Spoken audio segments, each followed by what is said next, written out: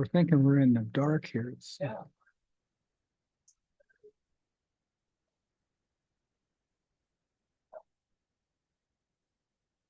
I think they're turned on low. Okay. Well, welcome to the regular meeting of the Ogden Valley Planning Commission. Let's start with the Pledge of Allegiance.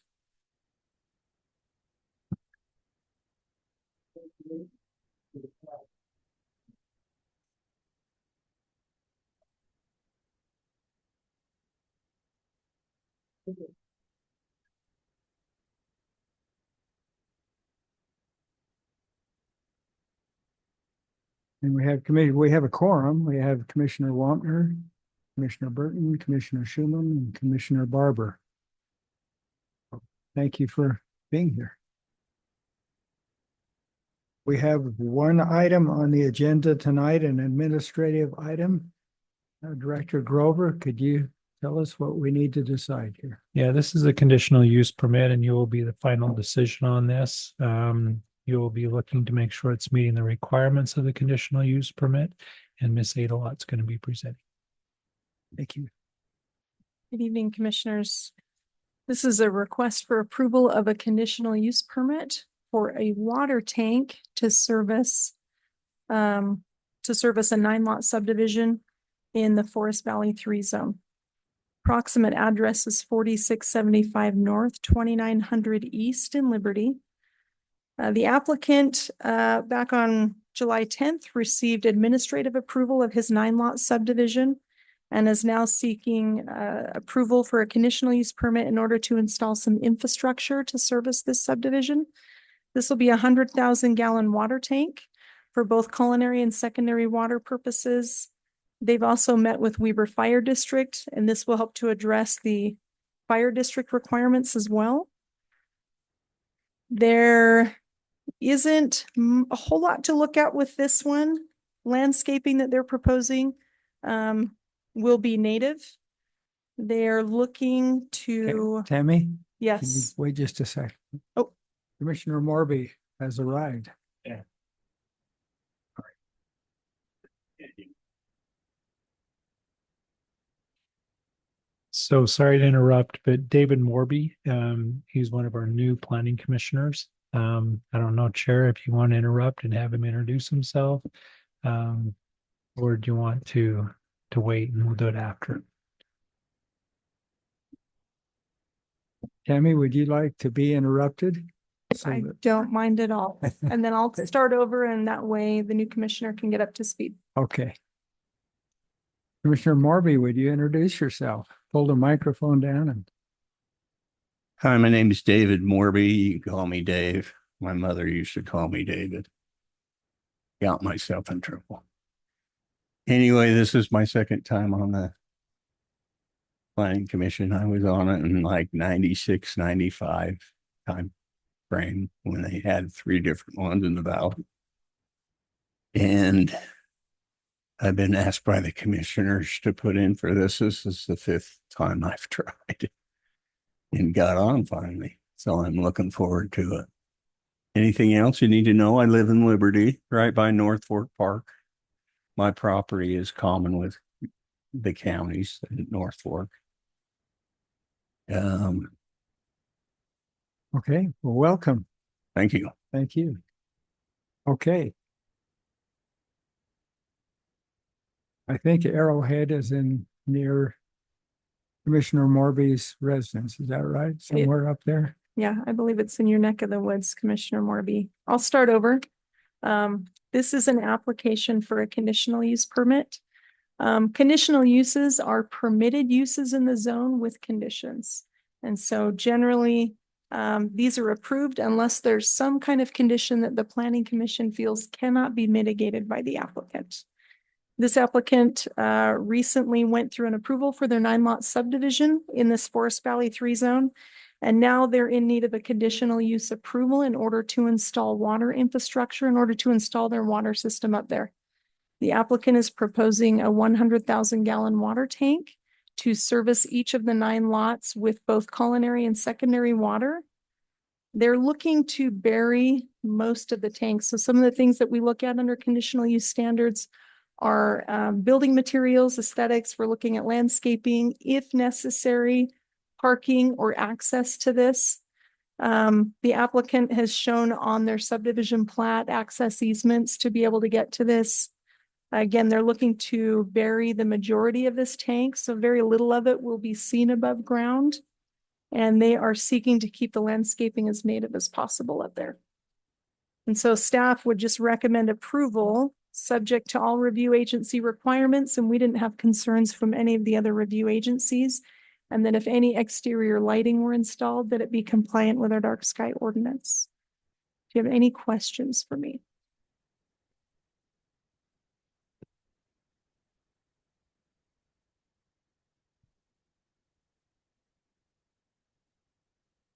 Does the lighting ordinance apply whether we make a condition or not? It does apply. Yes. Okay, They will be required to submit a building permit once they have their conditional use permit approved, and we will look at lighting at that time. okay, but it's, we don't need to have it as a Not condition. necessarily. We just like to mention it so that the applicant is aware going forward that that's something that they need to consider when they submit their applications. Any questions? Commissioner Barber, you had some. Yeah, I had a question. Where's the water source? The applicant has already drilled 2 wells and they've shown sufficient water rights for all 9 of those lots for both culinary and secondary purposes. Those wells will feed the water tank, and then the water tank will feed all 9 lots.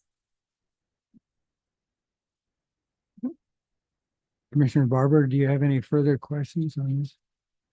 Related to this application, my comments earlier, questions earlier related to just for the first time looking at this development, knowing what it was. I've seen the cut up there in the forested area. And my question to the county was just when there's a forested area like this and they get approval for putting in a development and then infrastructure, is there any restriction or scrutiny on deforesting?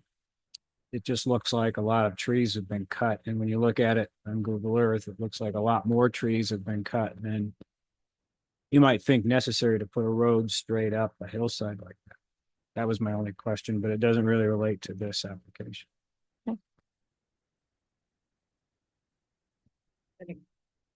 Again, not for the CUP, but I don't remember this. Is this because it's such a small number that it went to the Yes. director for approval rather than? Sorry. Yes, per our land use ordinance, any subdivision with 9 or fewer lots is classified as a small subdivision, and those go straight to final approval and are approved by the land use authority, who is the planning director.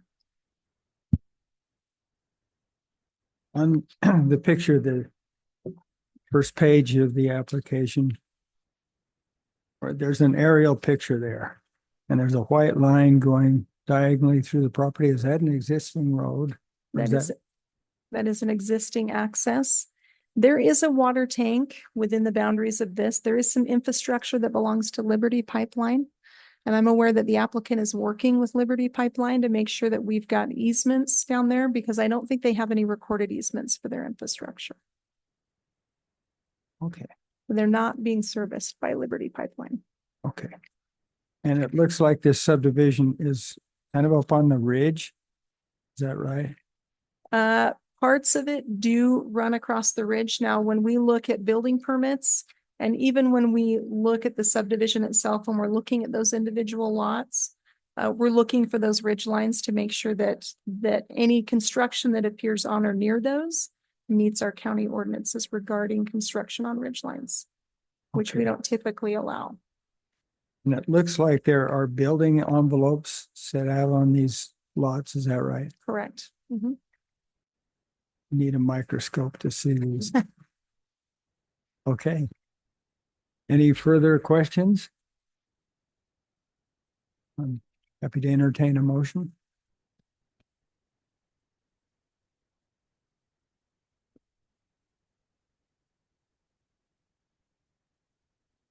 A motion to approve CUP 2024-07 request for approval of a conditional use permit for construction of a 100,000 gallon water tank for potable water to serve Arrowleaf Subdivision consisting of 9 lots.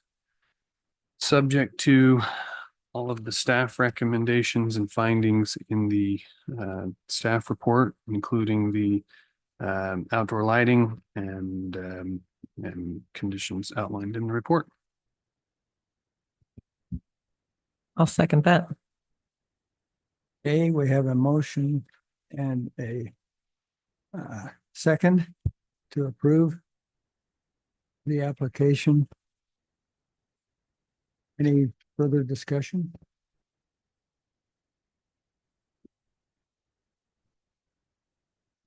I have one question about this lighting.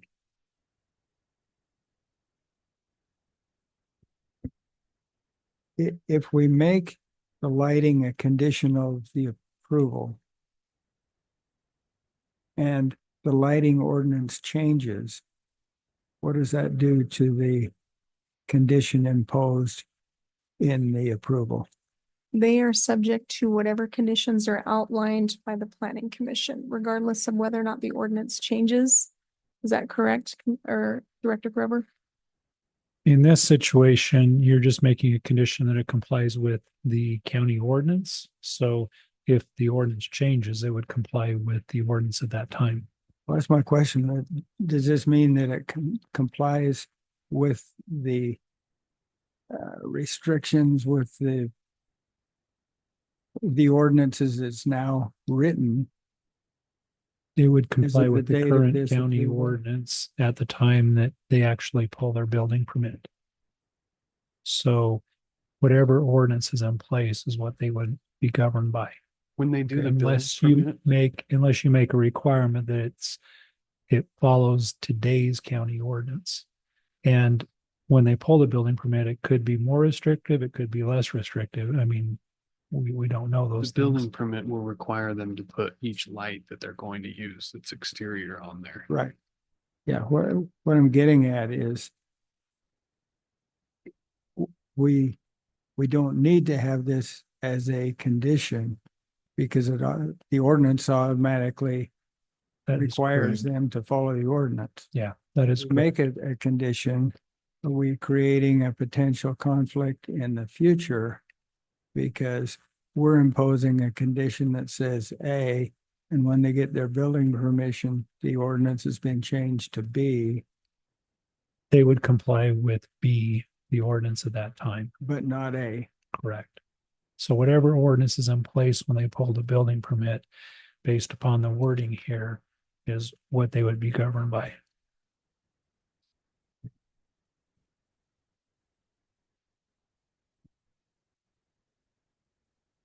Sorry to get picky about this. No, I'm just and- trying to and if avoid you don't- future problems. Yeah, and if you don't feel comfortable putting that in as a condition, we're totally fine with that. Like Tammy mentioned, we just wanted them to be aware of it, so that didn't slip through the cracks. And if you'd prefer in the future that we don't do that, we can easily do that as well. Is 10816 is what it refers to in parentheses, the lighting ordinance. Correct. If that Yes. lighting ordinance is changed, will it be renumbered? I guess it could, but most likely it wouldn't. We would keep the same numbering. We've never changed the numbering on the main portion of the ordinance, that I'm aware of.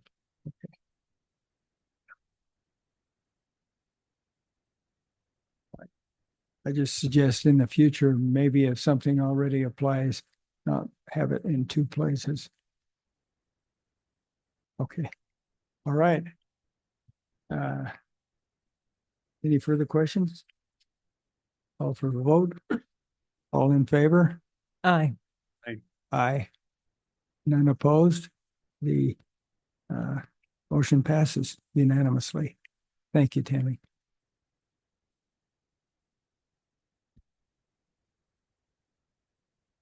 We have any public comment for items not on the agenda?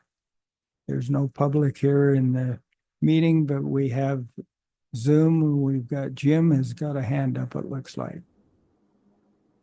Jan, sorry. Jim is above. Well, Jan does too.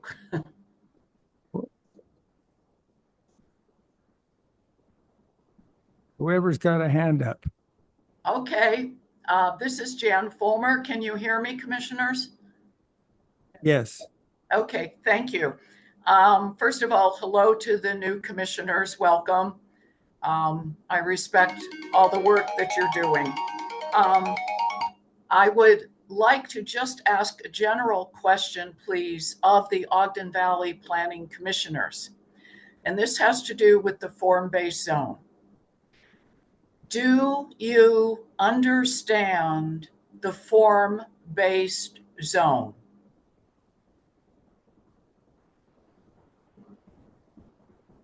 Can you be more specific in your question? Certainly. Have all of you been able to read all the, I think, 80 some pages and understand all of the specifications in the form-based zone?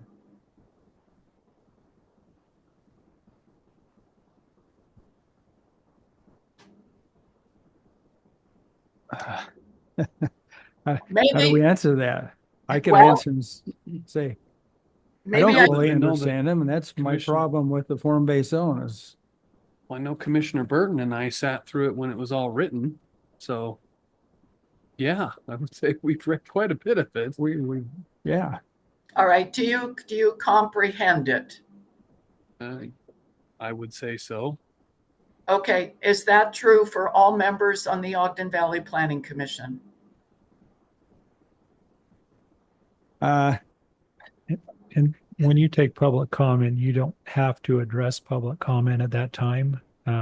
That's up to you as the planning Yeah. commission. Jan, I think your question is really general and the form-based zone is really specific. If you have a question, do we understand a certain aspect of the form-based zone? That might be easier for us to respond to. Your question is, do we understand every element of the form-based zone in all its intricacies in every fact situation that could arise? I don't know how we can give a meaningful answer to that. And Okay. typically that's why you have professional staff to interpret those things. And then we indicate that in the staff report as well.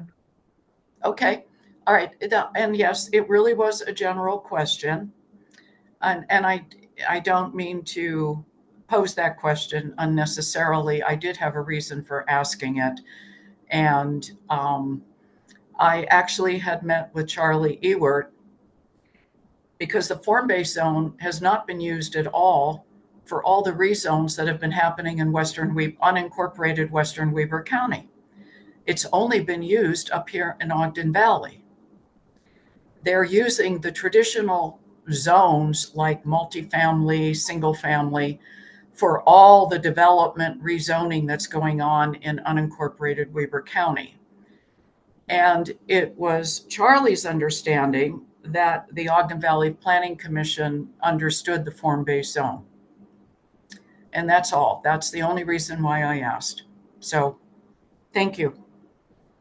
Thank you. Jim, you have a question or comment? Can you hear me? Yes. Yes, my name is Jim Bird. I live in Huntsville, Utah. And I have to say, I had not talked with Jan at all about this on the form-based zone. The last Ogden Valley Planning Commission I was involved in, I said I had some very big concerns about the form-based zone because it is over 80 pages. I think it's 83 pages, whereas like an FR1 is 10. And when I had to deal with FR1 and FR3, I could understand it as a citizen. And that way I could present really easily about my objections or my support. The form-based zone, I cannot. So you may be able to understand, or the commissioners may, but I think you have ruled out, or not you, but the form-based zone is whether the individual can understand it. In fact, I think what I just heard was that that's why you have legal people to tell you. I shouldn't need a legal to go to law. So here's what my concern is I would propose that the Ogden Valley Planning Commission and the Weber County Commissioners can at least consider a moratorium on any new proposed form-based zoning for the valley, because of its length. Virtually every Ogden Valley Planning Commission agenda has included some form-based request for a form-based zone. Now, the reason why I'm concerned about this is because, as you know, Ogden Valley is going for incorporation. And according to Utah law, if a property owner wants a zoning change, the responsibility rests with the property owner. Municipalities are not explicitly required by state law to demonstrate why a property owner cannot have a zoning change. However, as Tammy even stated, if a property owner applies for a conditional use permit under the form-based zone or any zone, then the municipalities must demonstrate to the property owner why a conditional use permit cannot be granted. If the municipality denies it, they must provide substantial evidence to show that the detrimental effects cannot be mitigated. That puts a real responsibility on the municipalities. And I'm concerned that Ogden Valley, if they choose not to do what Weber County wants to do, you will be placing the Ogden Valley, if it becomes a municipality, with some serious potential lawsuits by developers. And that's going to be expensive.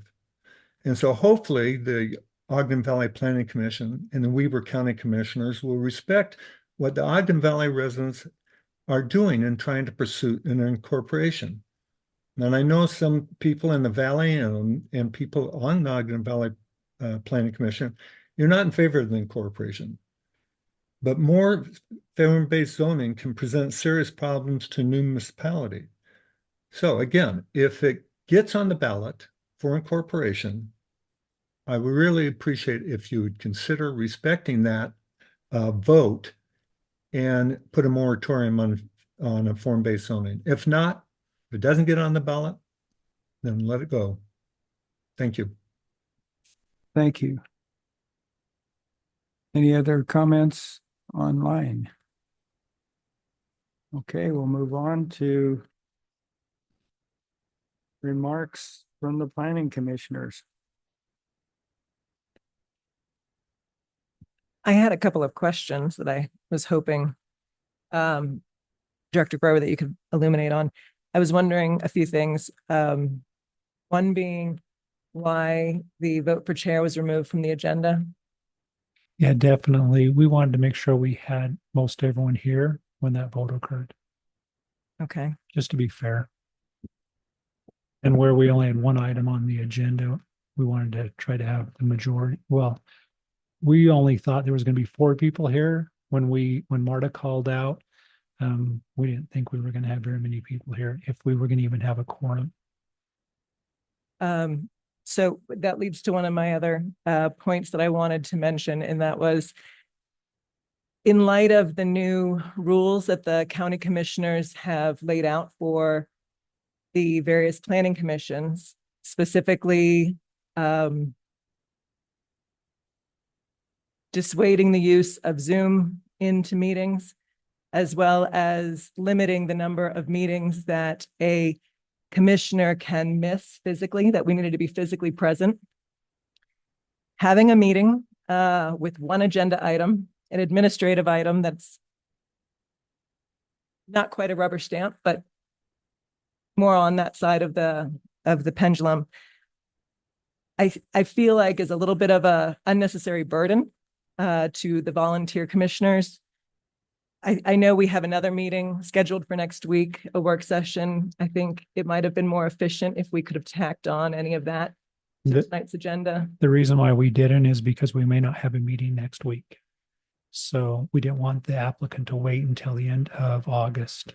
So at the present time, we may not have a meeting next week. And so we wanted to make sure this item didn't have to wait till the end of August. Okay. A couple other questions I had. Is there any information you have on when the Cowboy Partners proposal might be going on the county commission's agenda? I don't. They had a work session on it on the 15th of July, and we're just waiting for them to address some of the concerns that the commission had. Okay. Hold on, there was more. With regard to a number of the approvals that are, I guess it was 9 and under, but I thought it was 10 and under, that don't come to the planning commission, the various development proposals.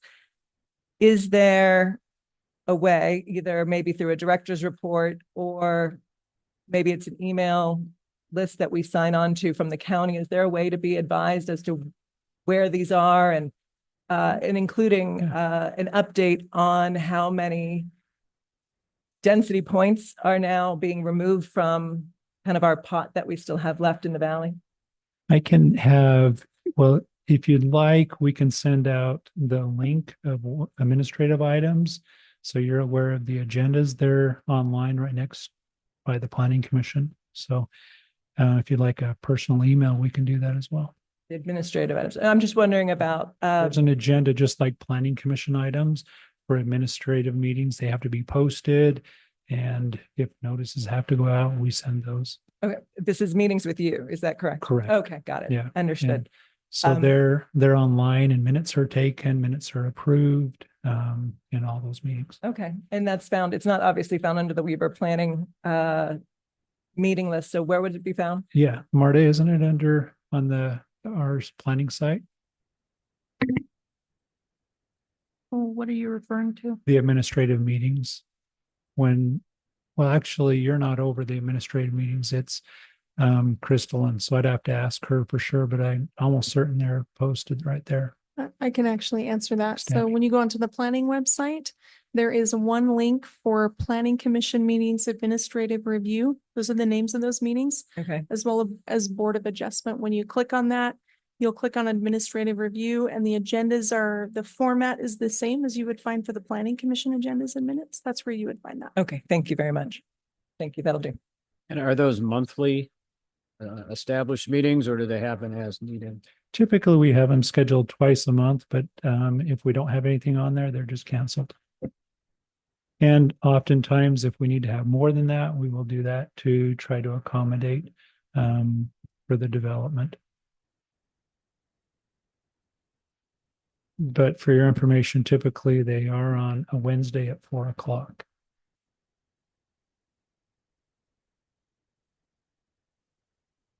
Any other comments from planning commissioners? Okay, director's report.